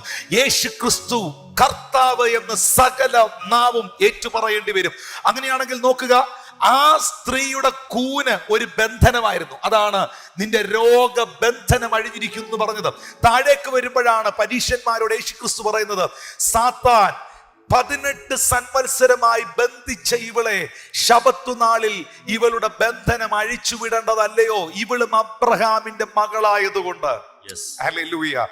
എന്നെ കേൾക്കുന്ന വാത്സല്യ സഹോദരങ്ങളെ, കർത്താവായ യേശുക്രിസ്തു അവളുടെ മേലുള്ള അശുദ്ധാത്മാവിനെ പുറത്താക്കിയപ്പോൾ അവളുടെ കൂന് മാറി. ഊമനും ചെകിടനുമായ ആത്മാവെ വിട്ടുപോയെന്ന് പറഞ്ഞപ്പോൾ ആ ചെറുപ്പക്കാരന്റെ ചെവിയും തുറന്നു, നാവ് കൊണ്ട് സംസാരിക്കുകയും ചെയ്തു. അവനൊരു നല്ല ജീവിതത്തിലേക്ക് മടങ്ങി വന്നു. അപ്പോൾ പല രോഗങ്ങളുടെയും പല പ്രശ്നങ്ങളുടെയും പിറകിൽ സാത്താൻ പ്രവർത്തിക്കുന്നുണ്ട്. കുടുംബ ബന്ധങ്ങളെ തകർക്കുന്നത് ആരാ? ദൈവമാണോ? ഒരിക്കലുമല്ല, പിശാചാണ്. ഭാര്യ ഭർത്തൃ ബന്ധത്തെ ഡൈവോഴ്സിലേക്ക് കൊണ്ടുപോകുന്ന ആരാ? ദൈവമാണോ? ഒരിക്കലുമല്ല, പിശാചാണ്. ഹല്ലേലൂയ. ഭവനത്തിനകത്ത് അസമാധാനം ഉണ്ടാക്കുന്നത് ആരാണ്? ദൈവമാണോ? ഒരിക്കലുമല്ല, സാത്താനാണ്. ഐക്യതയെ കളയുന്ന ആരാ? ദൈവമാണോ? ഒരിക്കലുമല്ല, സാത്താനാണ്. സഭകളെ ഭിന്നിപ്പിക്കുന്നത് ദൈവമാണോ? ഒരിക്കലുമല്ല, സാത്താനാണ്. വൈരാഗ്യ മനോഭാവവും അസൂയയും പകയും ഉള്ളത്തിൽ കൊടുക്കുന്ന ആരാ? ദൈവമാണോ? ഒരിക്കലുമല്ല, സാത്താനാണ്. അപ്പോൾ എല്ലാ തകർച്ചകളുടെയും തിന്മകളുടെയും ഇരുളിന്റെയും പിറകിൽ വ്യാപരിക്കുന്നത് സാത്താന്യ ശക്തികളാണ്. ആ സാത്താന്യ ശക്തികൾ തകർന്നു മാറിയാൽ, പിശാചിന്റെ കരം നിന്റെ ഭവനത്തിൽ നിന്ന് വിഡ്രോ ചെയ്യപ്പെട്ടാൽ, സാത്താന്യ കെട്ടുകൾ ഇന്ന് ഈ രാത്രിയിൽ അഴിഞ്ഞു പോയാൽ അനുഭവിക്കുന്ന ഒരു സ്വസ്ഥതയുണ്ട്, വെളിപ്പെടുന്ന ഒരു സമാധാനമുണ്ട്. അങ്ങനെയാണെങ്കിൽ ഇതൊക്കെ കണ്ടുകൊണ്ടും കേട്ടുകൊണ്ടും വായും പൂട്ടിയിരിക്കാതെ എഴുന്നേറ്റ് വാ തുറന്ന് പറയുക, എന്റെ കുഞ്ഞുങ്ങളുടെ മേൽ ദൈവത്തിന്റെ കരം വരട്ടെ, എന്റെ ഭർത്താവിനെ ദൈവം സ്പർശിക്കട്ടെ, എന്റെ ദേശത്തെ ദൈവം സ്പർശിക്കട്ടെ. അറക്കാനും മുടിക്കാനും മോഷ്ടിക്കാനും നിൽക്കുന്ന സാത്താന്യ മണ്ഡലത്തിന്റെ മേൽ യേശുവിന്റെ നാമത്തിൽ ഇന്ന് രാത്രി ഞാൻ ജയമെടുത്തുകൊണ്ട് എനിക്ക് ജീവൻ ഉണ്ടാകുവാനും സമൃദ്ധിയായിട്ട് അതുണ്ടാകുവാനും വന്ന യേശുവിന്റെ നാമത്തിൽ ഞാൻ അതിന്റെ മേൽ വിജയം കൽപ്പിക്കുന്നു എന്ന് അധരം കൊണ്ട് പറയാൻ തയ്യാറാകുക. ഹല്ലേലൂയ. അതുകൊണ്ട് പൈശാചിക മണ്ഡലങ്ങൾ തകരേണ്ടതും, ഭൂതം വിട്ടുപോകേണ്ടതും, രോഗി സൗഖ്യമാകേണ്ടതും, സമാധാനം ഉണ്ടാകേണ്ടതും, ജീവിതത്തിൽ എല്ലാവിധ നന്മകൾ ഉണ്ടാകേണ്ടതും വളരെ ആവശ്യമാണ്. എന്നാൽ അത് അത്യാവശ്യമല്ല. ഇയ്യോബിന്റെ ജീവിതത്തിൽ രോഗത്തോടു കൂടെ താൻ ദൈവത്തെ സ്തുതിച്ചു. ഭക്തന്മാരുടെ ജീവിതത്തിൽ പ്രതിസന്ധികളുടെ നടുവിൽ അവർ ദൈവത്തെ സ്തുതിച്ചു. ഈ എരിയുന്ന തീച്ചുളയിൽ നിന്ന് അവൻ ഞങ്ങളെ വിടുവിച്ചാലും ഇല്ലെങ്കിലും ഞങ്ങൾ അവനെ തന്നെ സേവിക്കുമെന്നവർ പറഞ്ഞു. ഗോശാലയിൽ കന്നുകാലികൾ ഇല്ലെങ്കിലും, അത്തിവൃക്ഷത്തിലെ അത്തിപ്പഴം ഉണ്ടായില്ലെങ്കിലും, മുന്തിരിവള്ളി ഫലം കായ്ച്ചില്ലെങ്കിലും ഞങ്ങൾ യഹോവയിൽ ആനന്ദിക്കുമെന്ന ഹബക്കൂക്കിന്റെ പ്രവചന പുസ്തകത്തിൽ നമ്മൾ കാണുന്നു. അങ്ങനെയാണെങ്കിൽ ഇന്ന് ഈ ലൈവ് മെസ്സേജ് നിങ്ങൾ കേട്ടോണ്ടിരിക്കുന്ന സാഹചര്യത്തിൽ ജീവിതത്തിലെ അത്യാവശ്യങ്ങളെ നടത്തിത്തരുന്ന ഒരു ദൈവമുണ്ട്. പക്ഷേ സ്തോത്രം, ജീവിതത്തിന്റെ ആവശ്യങ്ങളെ മറന്നു കളയാത്തൊരു ദൈവമുണ്ട്. എന്നാൽ അത്യാവശ്യത്തെ നിങ്ങൾ വിസ്മരിച്ചു കളയരുത്. അത് നിത്യജീവനാണ്. അത് നിങ്ങളുടെ പേർ സ്വർഗത്തിൽ എഴുതുന്നതാണ്. ഇവിടെ ഞാനൊരു ഒരു കാര്യം ഒന്ന് വ്യക്തമാക്കുകയാണ് പ്രിയപ്പെട്ടവരെ. യേശുക്രിസ്തു ഈ 70 പേരോട് പറയുന്നല്ലോ, ഭൂതങ്ങൾ നിങ്ങൾക്ക് കീഴടങ്ങുന്നതിലല്ല, നിങ്ങളുടെ പേര് സ്വർഗത്തിൽ എഴുതിയിരിക്കുന്നതിൽ അത്രേ നിങ്ങൾ സന്തോഷിക്കുവീനെന്ന്. ഹല്ലേലൂയ. അപ്പം ഈ 17ാമത്തെ വാക്യത്തിൽ എന്തുവാ എഴുതിയത്? ആ 70 പേര് സന്തോഷത്തോടെ മടങ്ങിവെന്നല്ല എഴുതിയിരിക്കുന്നത്. കർത്താവ് ഇതാ അവരോട് പറയുന്നു മറ്റൊരു സന്തോഷം, ദ റിയൽ ജോയ്. ഈ സന്തോഷവും പക്വതയുമായി ഭയങ്കര കണക്റ്റഡ് ആണ്. മെച്യൂരിറ്റി. ഒരു ഉദാഹരണം പറഞ്ഞാല്, ഒരു കൊച്ചു കുഞ്ഞിന്റെ കയ്യില് ഒരു ചോക്ലേറ്റ് കിട്ടിയാൽ, ഒരു ഐസ്ക്രീം കിട്ടിയാൽ ആ കുഞ്ഞിന് ഭയങ്കര സന്തോഷമായിരിക്കും. പക്ഷെ അതേ ചോക്ലേറ്റ്, അതേ ഐസ്ക്രീം 10-60 വയസ്സുള്ള ആ കുഞ്ഞിന്റെ വലിയപ്പച്ചൻ്റെ കിട്ടിയാൽ അപ്പച്ചന് ഒരു സന്തോഷം കാണുകയില്ല. കാരണം പലപ്പോഴും ശാരീരിക ബുദ്ധിമുട്ടുകൾ നിമിത്തം അത് കഴിക്കാൻ പോലും പറ്റിയെന്ന് വരത്തില്ല. പക്ഷെ ആ അപ്പച്ചന്റെ കയ്യിൽ കുറച്ച് പണം കിട്ടിയാൽ, ഭൗതികമായ എന്തെങ്കിലും ഒരു നന്മ കിട്ടിയാൽ പുള്ളിക്ക് ഭയങ്കര സന്തോഷമായിരിക്കും. അല്ലെ ഒരു ചെക്ക് കിട്ടിയെന്നിരിക്കട്ടെ, ഒരു ചെക്ക്, അപ്പച്ചന്റെ കയ്യിൽ ഒരു 3 ലക്ഷം രൂപയുടെ ഒരു ചെക്ക് കിട്ടി, അപ്പച്ചന് ഭയങ്കര സന്തോഷമായിരിക്കും. പക്ഷെ ഇതേ ചെക്ക് ഈ കൊച്ചിന്റെ കൊടുത്താൽ കൊച്ചി കീറിക്കളയുകയും ചെയ്യും. എപ്പോഴും നമ്മൾ മനസ്സിലാക്കേണ്ട ഒരു കാര്യം, കുഞ്ഞുങ്ങൾക്ക് ഐസ്ക്രീമും ചോക്ലേറ്റും കിട്ടുന്നത് സന്തോഷമാണ്. എന്നാൽ 60 വയസ്സുള്ള അപ്പച്ചനും അമ്മച്ചിക്കും 60 വയസ്സുള്ളവർക്ക്, പ്രായമായവർക്ക് ചോക്ലേറ്റോ ഐസ്ക്രീമോ ഒന്നും കൊടുക്കുന്ന വലിയ സന്തോഷമുള്ള കാര്യം എന്ന് എനിക്ക് തോന്നുന്നില്ല. പക്ഷേ ഒരു ചെക്കോ കുറച്ച് കാശോ ഒക്കെ അവർക്ക് കിട്ടിയാൽ അവർ വളരെ ഹാപ്പി ആയിരിക്കും, വളരെ സന്തോഷമായിരിക്കും. എപ്പോഴും സന്തോഷവും പക്വതയുമായിട്ട് ഭയങ്കര ബന്ധമുണ്ട്. വളരെ പ്രായം ചെന്ന ഒരാൾക്ക്, ഒരു 40-45 വയസ്സുള്ള ഒരാൾക്ക്, അല്ലെ കുറച്ചൊരു യൗവനക്കാരന് ഒരു ബൈക്ക് കിട്ടിയാൽ അയാൾക്ക് ഭയങ്കര സന്തോഷമായിരിക്കും. അല്ലെങ്കിൽ ഒരു കാറ് കിട്ടിയാൽ വലിയ ഹാപ്പി ആയിരിക്കും. പക്ഷെ അതേ കാർ ഒരു കുഞ്ഞിന്റെ കൊടുത്താൽ കുഞ്ഞിന് ഒന്നും ചെയ്യാൻ പറ്റത്തില്ല. പക്ഷെ ഒരു ടോയ് കാർ കിട്ടിയാൽ ആ കുഞ്ഞിന് ഭയങ്കര സന്തോഷമായിരിക്കും. ഹല്ലേലൂയ. സന്തോഷവും പക്വതയുമായി ഏജ് ഡിഫറൻസ്, ഞാൻ ഉദ്ദേശിക്കുന്ന ലോകപ്രകാരമുള്ള ഒരു പക്വതയെ കുറിച്ചാണ്. ഏജ് ഡിഫറൻസുമായിട്ട് ഭയങ്കര ബന്ധമുണ്ട്. ആമേൻ. എന്നാൽ ക്രിസ്തീയ ജീവിതത്തിൽ നാം എന്തിനാണ് സന്തോഷിക്കേണ്ടത്? താൽക്കാലികമായി ഈ ഭൂമിയിൽ നമുക്ക് ലഭിക്കുന്ന, ഒന്ന് പോയി ഇടിച്ചാൽ പപ്പടം പോലെ പൊളിഞ്ഞു പോകുന്ന ഒരു വാഹനത്തിലാണോ? നമുക്ക് ലഭ്യമായിരിക്കുന്ന ഏതെങ്കിലും ഭൗതിക നന്മകളിലാണോ? പണത്തിലാണോ? വിശുദ്ധ ബൈബിളിൽ വ്യക്തമായി എഴുതിയിരിക്കുന്നു, ലോകവും അതിന്റെ മോഹവും വിട്ടൊഴിഞ്ഞു പോകും, ദൈവ ഇഷ്ടം ചെയ്യുന്നവനോ എന്നേക്കിന് നിലനിൽക്കും. ഈ ലോകത്തിലെ എന്തെങ്കിലും ഭൗതികമായ കാര്യങ്ങൾ നിങ്ങൾക്ക് നഷ്ടപ്പെട്ടു എന്ന് കരുതി നിങ്ങൾ നിരാശപ്പെടരുത്. അതൊക്കെ നിങ്ങളുടെ ജീവിതത്തിൽ തിരിച്ചു തരാൻ ദൈവത്തിന് കഴിയും. പക്ഷേ പ്രതിസന്ധികളുടെ നടുവിൽ, വെല്ലുവിളികളുടെ നടുവിൽ, വേദനിപ്പിക്കുന്ന അനുഭവങ്ങളുടെ നടുവിൽ ഒരിക്കലും നിങ്ങളുടെ നിത്യത നിങ്ങൾക്ക് നഷ്ടപ്പെടരുത്. നിങ്ങളുടെ നിത്യജീവൻ നിങ്ങൾക്ക് നഷ്ടപ്പെടരുത്. നിങ്ങൾ ഏറ്റുപറഞ്ഞ വിശ്വാസവും ഏറ്റെടുത്ത ദൈവകൃപയും പ്രാപിച്ച ദൈവശക്തിയും നിങ്ങൾ കൊണ്ടു നടക്കുന്ന ജീവിത വിശുദ്ധിയും ഒരിക്കലും ഒരു സാഹചര്യത്തിന്റെയും പ്രതിസന്ധികളുടെയും പ്രശ്നങ്ങളുടെയും നടുവിൽ ശത്രുവിന്റെ മുൻപിൽ നിങ്ങൾ അടിയറവ് പറയരുത്.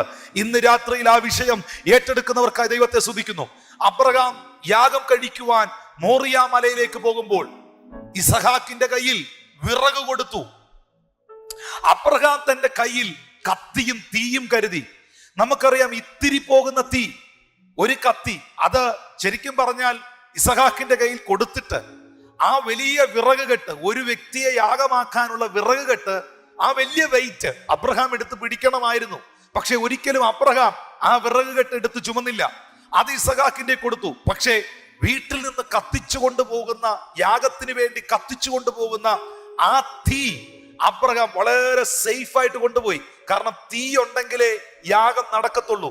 ഇന്ന് ഈ മെസ്സേജ് കേൾക്കുന്ന ചിലരോട് ഞാൻ പറയട്ടെ, വിറക് പോയാൽ പിന്നെയും അറേഞ്ച് ചെയ്യാം. പക്ഷേ കത്തുന്ന തീ കാറ്റത്തണഞ്ഞു പോയാൽ, അത് പക്വതയില്ലാതെയും പരിജ്ഞാനമില്ലാതെയും പിടിച്ചിട്ട് അത് അണഞ്ഞു പോയാൽ പിന്നെ യാഗം നടക്കില്ല. ഈ മെസ്സേജ് കേൾക്കുമ്പോൾ ഭൗതികമായത് എന്തെങ്കിലും നിങ്ങൾക്ക് നഷ്ടപ്പെട്ടു എന്ന് കരുതി ഒരിക്കലും നിങ്ങളുടെ ആത്മീക ജീവിതത്തെ അത് ബാധിക്കാൻ ഇടവരില്ല. നിങ്ങൾക്ക് ലഭിക്കേണ്ട നന്മ നിങ്ങൾക്ക് ലഭിച്ചില്ലെങ്കിൽ നിങ്ങൾ വിട്ടുകളയുക. ദൈവം നിങ്ങളെ കരുതും. നിങ്ങൾക്ക് ലഭിക്കേണ്ട ജോലി കിട്ടിയില്ലെങ്കിൽ മറ്റൊരു ജോലി ദൈവം നിങ്ങൾക്ക് തരും. നിങ്ങൾക്ക് ലഭിക്കേണ്ട സാമ്പത്തിക നന്മ ഇപ്പൊ കിട്ടിയില്ലെങ്കിൽ ദൈവത്തെ കളിയാക്കാനും പിറുപിറുക്കാനും അവിശ്വസിക്കാനും നിൽക്കരുത്.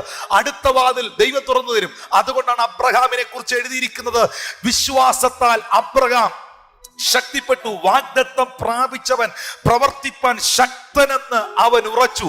വാഗ്ദത്തം ചെയ്തവൻ പ്രവർത്തിപ്പാൻ ശക്തനെന്ന് അവൻ ഉറച്ചു. സാറയുടെ ഗർഭപാത്രത്തിന്റെ നിർജീവത്വം താൻ ഗ്രഹിച്ചിട്ടും തന്റെ ശരീരത്തിന്റെ ബലം ക്ഷയിച്ചത് താൻ അറിഞ്ഞിട്ടും താൻ വിശ്വാസത്തിൽ ക്ഷീണിച്ചില്ല. വിശ്വാസത്തിൽ ക്ഷീണിക്കാതെ വിശ്വാസത്തിൽ ശക്തിപ്പെട്ട് വാഗ്ദത്തം ചെയ്തവൻ പ്രവർത്തിപ്പാൻ ശക്തനെന്ന് അവൻ എണ്ണി. ഇന്ന് പകൽ ജീവിതത്തിൽ മറ്റെന്തെല്ലാം ക്ഷയിച്ചാലും മറ്റെന്തെല്ലാം ക്ഷീണിച്ചാലും നിങ്ങളുടെ വിശ്വാസം ക്ഷീണിക്കാതിരുന്നാൽ, നിങ്ങളുടെ വിശ്വാസം ചോർന്നു പോകാതിരുന്നാൽ, നിങ്ങളുടെ ആത്മബലവും ഉൾക്കരുത്തും നഷ്ടപ്പെടാതിരുന്നാൽ നിങ്ങളുടെ ജീവിതത്തിൽ വേണ്ടതെല്ലാം എന്റെ ദൈവം ആഡ് ഓൺ ചെയ്യും. മത്തായി 6:33 മുൻപേ അവന്റെ രാജ്യവും അവന്റെ നീതിയും അന്വേഷിപ്പീൻ, അതോടുകൂടെ ഇതൊക്കെയും നിങ്ങൾക്ക് ലഭിക്കും. ഒരിക്കലും യാഗത്തിന് വേണ്ടി കയ്യിൽ കരുതിയിരിക്കുന്ന തീ കൊടുങ്കാറ്റുകളുടെ നടുവിൽ അണഞ്ഞു പോകാതെ, അപക്വമായ നിലയിൽ പിടിച്ചത് കെട്ടുപോകാതെ, വളരെ പരിജ്ഞാനത്തിൽ വളരെ ഗൗരവത്തിൽ അതിനെ സൂക്ഷിച്ച് യാഗമലയായ മോറിയയിലെത്തുവോളം ആ തീ കരുതേണ്ടതും കാക്കേണ്ടതും വളരെ അത്യാവശ്യമാണ്. പ്രിയപ്പെട്ടവരെ, ഈ സർവീസിൽ ഇന്ന് ഈ രാത്രിയിൽ നിങ്ങൾ എന്നെ കേട്ടോണ്ടിരിക്കുമ്പോൾ ഭൗതികമായ വിഷയങ്ങൾ പലപ്പോഴും നഷ്ടപ്പെട്ട എനിക്ക് ഒത്തിരി പേരെ അറിയാം. ഒരുപാട് കാര്യങ്ങൾ ഒത്തിരി പേരെ ഞാൻ കണ്ടിട്ടുണ്ട്. ഞാൻ വന്ന് പ്രാർത്ഥിച്ചു, എനിക്കത് കിട്ടിയില്ല, ഇതൊക്കെ ചുമ്മാതാന്ന് പറഞ്ഞു പോയവർ. ഞാൻ ആ വിഷയത്തിന് വേണ്ടി ഇരുന്നു, എനിക്കത് സംഭവിച്ചില്ല. ഇതൊക്കെ അങ്ങനെ ഒരിക്കലുമല്ല. ദൈവം നിങ്ങളുടെ കാര്യങ്ങൾ സാധിച്ച് നടത്തിത്തരാനിരിക്കുന്ന കേവലം ഒരു വ്യക്തിയായിട്ട് നിങ്ങൾ ദൈവത്തെ കാണരുത്. ഹല്ലേലൂയ. കേവലം ഈ ലോകത്തിലെ ഭൗതിക വിഷയങ്ങൾക്ക് വേണ്ടി മാത്രം നിങ്ങൾ ആശ്രയിക്കുന്ന ഒന്നായി ദൈവത്തെ കാണരുത്. അതിനപ്പുറമാണ് ദൈവം. അവൻ സർവശക്തനാണ്, അവൻ നിത്യദൈവമാണ്. ഹല്ലേലൂയ. ഈ ലോകത്തിലെ ആർക്കും നിങ്ങൾക്ക് തരുവാൻ കഴിയാത്തത് പലതും അവൻ നമുക്ക് തന്നു. നിത്യമായ രക്ഷ, നിത്യജീവൻ. പണം കൊടുത്ത് മേടിക്കാൻ കഴിയില്ല പരിശുദ്ധാത്മാവിനെ. പണം കൊണ്ട് മേടിക്കാൻ ചെന്നവൻ തകർന്നു പോയ ചരിത്രം അപ്പോസ്തല പ്രവൃത്തിയിലുണ്ട്. പണത്തിന് മേടിക്കുവാൻ കഴിയാത്ത പരിശുദ്ധാത്മാവിനെ അവൻ നിങ്ങൾക്ക് തന്നു. നിങ്ങളുടെ പേര് ജീവന്റെ പുസ്തകത്തിൽ എഴുതുവാൻ നിങ്ങളുടെ കുടുംബക്കാർക്ക് കഴിയില്ല. ഈ ഭൂമിയിലെ ഏതെങ്കിലും പുസ്തകത്തിൽ നിന്നോ രജിസ്റ്ററിൽ നിന്നോ നിങ്ങളുടെ പേര് വെട്ടിയെന്ന് കരുതി നിങ്ങൾ ഭാരപ്പെടരുത്. ഈ ഭൂമിയിലെ ഒരു പേന കൊണ്ടും ഒരു വ്യക്തിക്കും എഴുതാൻ കഴിയാത്ത ഒരു പുസ്തകത്തിൽ നിങ്ങളുടെ പേര് എഴുതി ചേർത്തൊരു ദൈവമുണ്ട്. That is very very important. ഞാൻ ആ പ്രയോറിറ്റി എന്താണെന്ന് ഇന്ന് രാത്രി പറയുന്നേ. ഹല്ലേലൂയ. വിലയില്ലാത്ത എന്തിന്റെയൊക്കെയോ പുറകിൽ പോയി ഏറ്റവും വിലയുള്ളതിനെ ദയവായി നഷ്ടപ്പെടുത്തരുതേ. വിലയുള്ളതിന് വില കൽപ്പിക്കുവാൻ നിങ്ങൾക്ക് കഴിയണം. ക്രിസ്തീയ ജീവിതത്തിലെ ഏറ്റവും വലിയ പ്രാധാന്യത നിത്യജീവനാണ്. നിങ്ങൾ യഥാർത്ഥമായി സന്തോഷിക്കേണ്ടത് നിങ്ങളുടെ പേര് സ്വർഗത്തിൽ എഴുതിയിരിക്കുന്നതിലാണ്. ഇന്ന് രാത്രി എത്ര പേർക്ക് അസന്തോഷമുണ്ട്? നിങ്ങളുടെ പേര് സ്വർഗത്തിൽ എഴുതിയിരിക്കുന്നതിൽ നിങ്ങൾ ആനന്ദിക്കുന്നവരായിരിക്കട്ടെ, നിങ്ങൾ സന്തോഷിക്കുന്നവരായിരിക്കട്ടെ.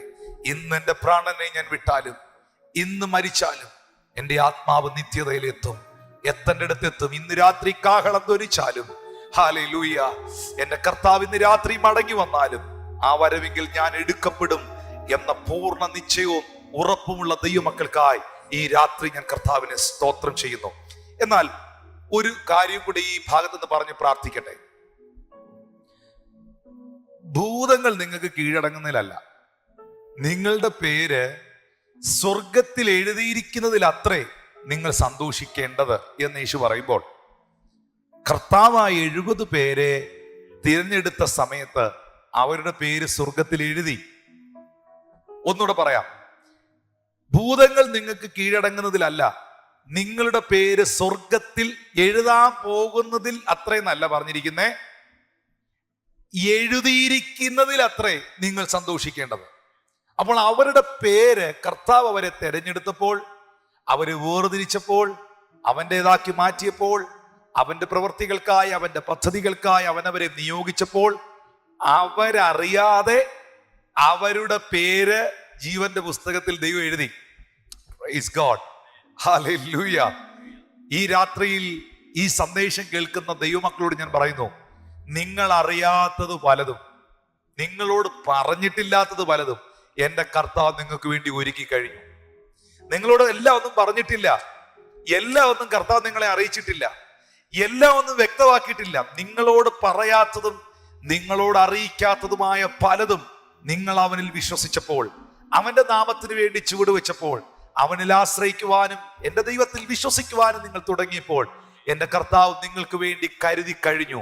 അതുകൊണ്ടാണ് ദൈവം തന്നെ സ്നേഹിക്കുന്നവർക്ക് ഒരുക്കിയിട്ടുള്ളത് കണ്ണ് കണ്ടിട്ടില്ല, ചെവി കേട്ടിട്ടില്ല, ഒരു മനുഷ്യന്റെയും ഹൃദയത്തിൽ തോന്നിയിട്ടില്ല എന്ന് എഴുതിയിരിക്കുന്നത്. ആമീൻ. കഴിഞ്ഞ 2 വർഷം മുമ്പ് നമ്മൾ ചിന്തിച്ച ഒരു സാഹചര്യത്തിലല്ല നമ്മൾ ഇപ്പോൾ ആയിരിക്കുന്നത്. കഴിഞ്ഞ 1 വർഷം മുമ്പ് നമ്മൾ ചിന്തിച്ച ഒരു ആഹാരമല്ല നമ്മൾ ഇന്ന് കഴിച്ചത്. അന്നന്ന് നമുക്ക് വേണ്ടതെല്ലാം നമ്മുടെ കർത്താവ് തരുന്നു. കഴിഞ്ഞ ആഴ്ചകളിൽ ചിന്തിച്ചതുപോലെയല്ല ഈ ആഴ്ചകളിൽ നമ്മൾ പോകുന്നത്. ഓരോ ദിവസവും, ഓരോ മണിക്കൂറും, ഓരോ മൂമെന്റിലും എത്ര അത്ഭുതകരമായി, എത്ര അതിശയകരമായി ഈ യേശുപ്പ നിങ്ങളെ നടത്തുന്നു, ഈ കർത്താവ് നിങ്ങളെ നടത്തുന്നു. ഹല്ലേലൂയ. പലയിടത്തും വലിയ ഭയം നിൽക്കുമ്പോൾ, വലിയ പ്രതിസന്ധികളും ആശങ്കകളും നിൽക്കുമ്പോൾ, എല്ലാം തകർന്ന് തരിപ്പണമായി എന്ന് പലരും പറയുമ്പോൾ, പലരും ഒരു കുപ്പി വിഷത്തിലും ഒരു തുണ്ട് കയറിലുമൊക്കെ അവരുടെ ജീവിതം അവസാനിപ്പിച്ചപ്പോൾ, ഇതിന്റെ മധ്യയിലും ഈ ക്ഷാമകാലത്തും ഈ പ്രതിസന്ധിയുടെ നടുവിലും എൻ്റെ മനസ്സിൽ പോലും ചിന്തിക്കാത്ത വഴികൾ ഒരുക്കി, എൻ്റെ ഹൃദയത്തിൽ പോലും ഞാൻ തോന്നിയിട്ടില്ലാത്ത മേഖലകളിലൂടെ എൻ്റെ ദൈവം എന്നെ കരുതുന്നു, എൻ്റെ കർത്താവ് എന്നെ നടത്തുന്നു. ഈ ദൈവം എനിക്ക് നല്ലവനാണ്, അവൻ എനിക്ക് വിശ്വസ്തനാണെന്ന് ഉറപ്പുള്ളവർ ഒരു നല്ല ആമീൻ പറഞ്ഞാട്ടെ പ്രിയപ്പെട്ടവരെ. ഹല്ലേലൂയ. കർത്താവ് പറയുകയാണ്, നിങ്ങളുടെ പേർ സ്വർഗത്തിൽ എഴുതിയിരിക്കുന്നതിൽ അത്രേ നിങ്ങൾ സന്തോഷിക്കേണ്ടത്. ഞാൻ ഇന്ന് ഈ സർവീസിൽ നിങ്ങൾക്ക് വേണ്ടി പ്രാർത്ഥിക്കാൻ പോവുകയാണ്. ദൈവമക്കളെ, നിങ്ങൾ എത്ര വലിയ രോഗസൗഖ്യം പ്രാപിച്ചവരാണെങ്കിലും, നിങ്ങൾ എത്ര വലിയ ലോകപ്രകാരം അറിയുന്ന വ്യക്തിയാണെങ്കിലും, നിങ്ങൾക്ക് ഈ ലോകത്തിൽ എന്തെല്ലാം ഉണ്ടെന്ന് പറഞ്ഞാലും, മർക്കോസ് 8:36, ഒരു മനുഷ്യൻ സർവ്വലോകവും നേടുകയും തൻ്റെ ആത്മാവിനെ നഷ്ടമാക്കുകയും ചെയ്താൽ അവൻ എന്ത് പ്രയോജനം? രാത്രിയിൽ നമ്മുടെ ആത്മാവിന്റെ നിത്യത നാം ഉറപ്പിക്കുന്നവരാകട്ടെ. സ്വർഗത്തിൽ എൻ്റെ പേരുണ്ട് എന്ന സന്തോഷത്തിൽ ജീവിക്കുന്നവരാകട്ടെ. ഒരിക്കലും ആ ജീവപുസ്തകത്തിൽ നിന്ന് എൻ്റെ പേര് മാഞ്ഞു പോകാതെ, ജീവപുസ്തകത്തിൽ നിന്ന് എൻ്റെ പേര് മാഞ്ഞു പോകാതെ, ഹല്ലേലൂയ, ആ പേര് നിലനിൽക്കട്ടെ.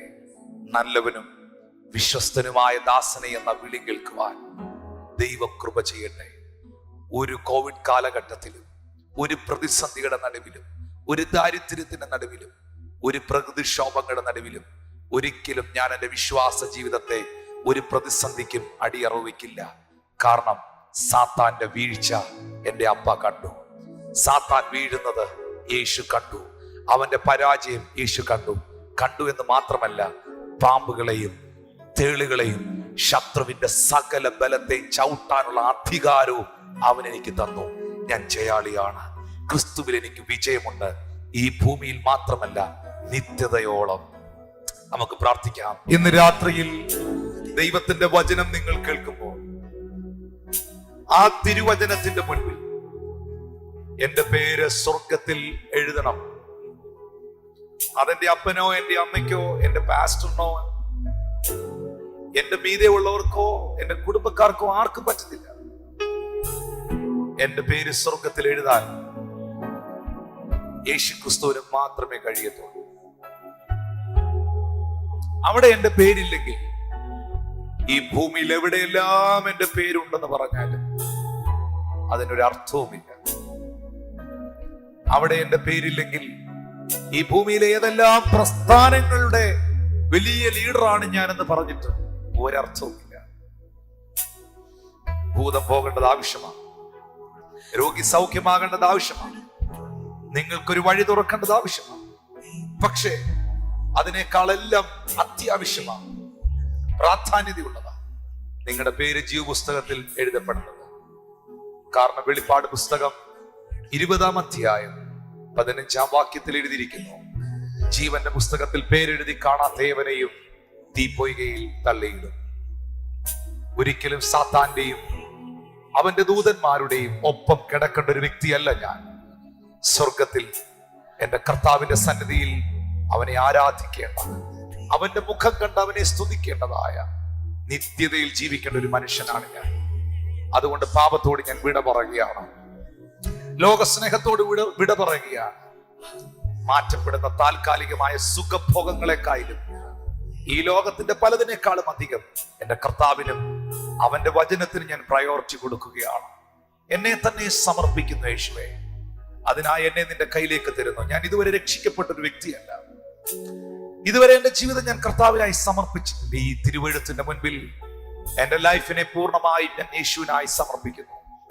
എന്റെ ഉള്ളത്തെ ഞാൻ കർത്താവിനായി തരുന്നു. ഞാനെങ്കിൽ വിശ്വസിക്കുമ്പോൾ തന്നെ, ഞാൻ അവിടുത്തെ വചനവും അവിടുത്തെ കൽപ്പനയും അനുസരിക്കുമ്പോൾ തന്നെ, ഞാൻ അറിയാത്തത് പലതും എനിക്കായി അവിടുന്ന് ഒരുക്കുന്നല്ലോ. ഞാൻ ആത്മീക പക്വതയുള്ള ഒരു മനുഷ്യനാക്കി തീർക്കണമേ. പ്രാർത്ഥിച്ച ദൈവത്തോട് എന്നെ സ്പിരിച്വൽ മെച്യൂരിറ്റി ഉള്ള ഒരു വ്യക്തിയാക്കി തീർക്കണമേ. Hallelujah, hallelujah, hallelujah. ഒരു ശിശുവിനെ പോലെ ആ നിലയിൽ ചിന്തിക്കുന്ന ഒരു വ്യക്തിയായി ഞാൻ മാറരുത്.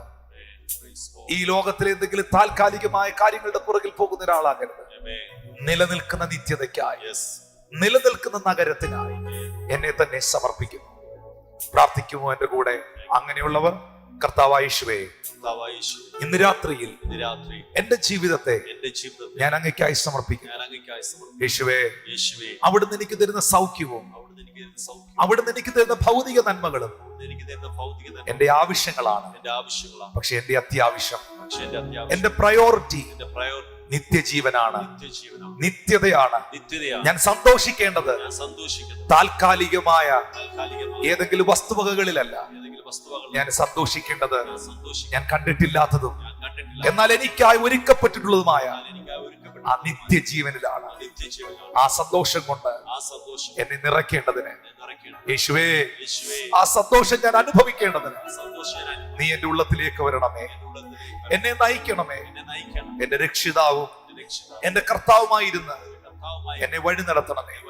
എന്റെ പാപങ്ങളെ അവിടുത്തെ രക്തത്താൽ കഴുകി വിമോചിപ്പിക്കണം. ഞാനൊരു പാപിയാണ് എന്ന് സമ്മതിക്കുന്നു. യേശുവേ, അങ്ങയുടെ കരങ്ങളിലേക്ക് എന്നെ പൂർണ്ണമായും നൽകുന്നു. എല്ലാ മഹത്വവും അങ്ങേക്ക് നൽകുന്നു.